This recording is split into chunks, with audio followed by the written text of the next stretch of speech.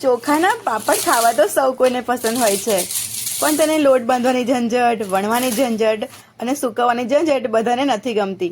તો આજે હું તમારા માટે લઈને આવી છું લોટ બાંધવાની ઝંઝટ વગર, વણવાની ઝંઝટ વગર આવા સરસ મજાના પાતળા પાપડ બને ને એવી રેસીપી, જે વડીલો પણ ખાઈ શકે. અને સરસ મજાના આ પાપડ ગણતરીની સેકન્ડોમાં બનીને તૈયાર થઈ જતા હોય છે. તો તમે આ પાપડને એકલા હાથે પણ બનાવી શકો છો ને, એવી આ રેસીપી છે. તો આખી રેસીપી જરૂરથી જોજો, જેથી તમે ફટાફટ આવા પાપડ બનાવી શકો. તો તેના માટે મેં અહીંયા બાસમતી રાઈસ લીધા છે. આ બાસમતી ચોખા છે, અનપોલિશ, જે ખૂબ જ એવા હેલ્ધી હોય છે. તમે અહીંયા કોઈ પણ જાતના ચોખા લઈ શકો છો, કણકી પણ લઈ શકો છો. જે 2 કપ છે અંદાજ માપ પ્રમાણે. તો 2 કપ ચોખાને મેં 24 કલાક માટે પાણીમાં પલાળી રાખ્યા હતા. તો 24 કલાક પાણીમાં પલાળ્યા બાદ જુઓ, આપણા ચોખા સરસ એવા હવા ફૂલી ગયા છે. તો આ પાણીને આપણે કાઢી લઈશું અને 3 પાણી અહીંયા ચોખાને સરસ રીતે ધોઈ લઈશું અને કોરા કરી લઈશું અને એક કુકરમાં આપણે ટ્રાન્સફર કરી દઈશું. તો હવે અહીંયા 1 કપ ચોખાએ 5 કપ પાણી, એટલે કે 2 કપ ચોખાએ 10 કપ પાણી લેવાનું છે. આ માપ તમે હંમેશા યાદ રાખજો. 1 કપ ચોખાએ 5 કપ અને 2 કપ ચોખા હોય તો 10 કપ પાણી. અહીંયા હવે આપણે મીઠું ઉમેરીશું. તો યાદ રાખવાનું છે, મીઠું આપણે ઓછું જ ઉમેરવાનું છે, વધારે નથી ઉમેરવાનું, કેમ કે પાપડ સુકાશે તો પછી ખારાશ લાગશે. તો હવે આપણે મીઠુંને ઉમેર્યા બાદ સરસ રીતે મિક્સ કરીને કુકરનું ઢાંકણ બંધ કરીશું.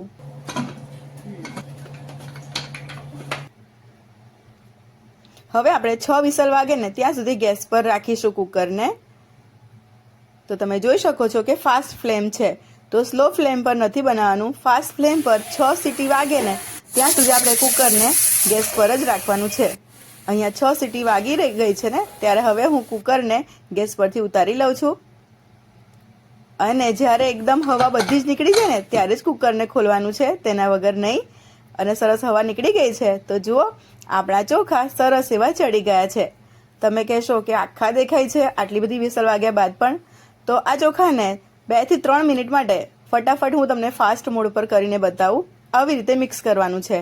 ફટાફટ એકદમ ગોળ ગોળ ફેરવશો ને તો આપણું બેટર સરસ એવું રેડી થઈ જશે. એકદમ આવું જુઓ. તો તમે પાણીનું માપ રાખ્યું હશે ને યોગ્ય, તો તમારું બેટર પણ આવું જ હશે, માપનું જ. અને ચાલો હવે આપણે મસાલા કરીશું. તો અહીંયા મેં સફેદ તલ, ચીલી ફ્લેક્સ, અજમો, જીરું અને ફ્રેશ લીલા ધાણા લીધા છે.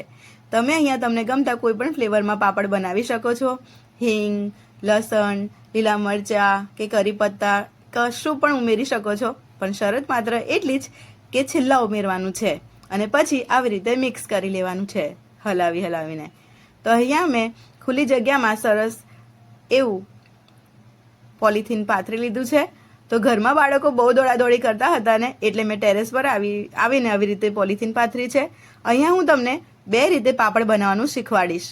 તો અહીંયા આપણે બેટરને વધારે ના તો ગરમ રાખવાનું છે, ના તો એકદમ ઠંડુ, મીડિયમ રાખવાનું છે. અને બસ આવી રીતે પોલિથીન પર આપણે બેટરને મૂકવાનું છે.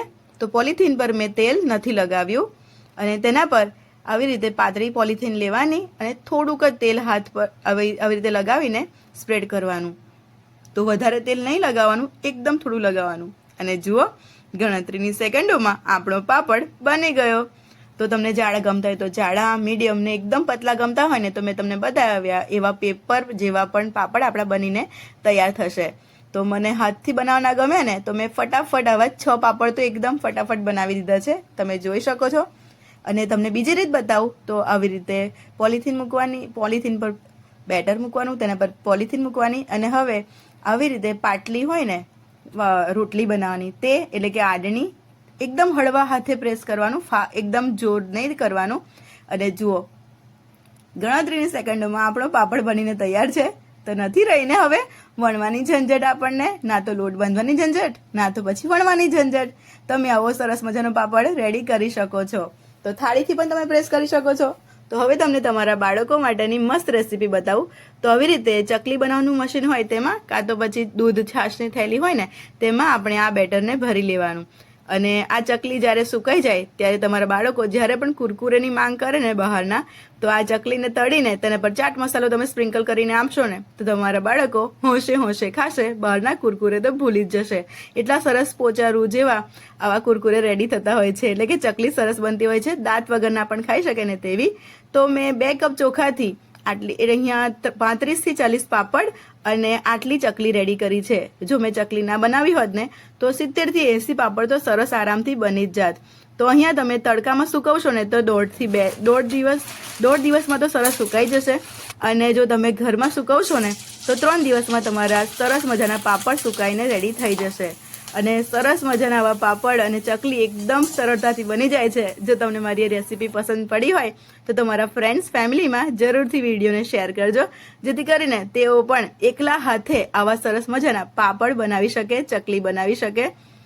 તો તમને જો મારી રેસીપી પસંદ આવી હોય ને તો કોમેન્ટમાં કહેજો. અને જો તમે મારી રેસીપીથી બનાવ્યા હોય ને પાપડ તો રિવ્યૂ આપજો કે તમારા પાપડ કેવા બન્યા, સરસ એકદમ પોચા રૂ જેવા બન્યા કે નહીં, દાંત વગરના પણ વડીલો ખાઈ શકે ને તેવા સરસ બનતા હોય છે. તો જો એકદમ પાતળા પેપર જેવા પણ બનતા હોય છે.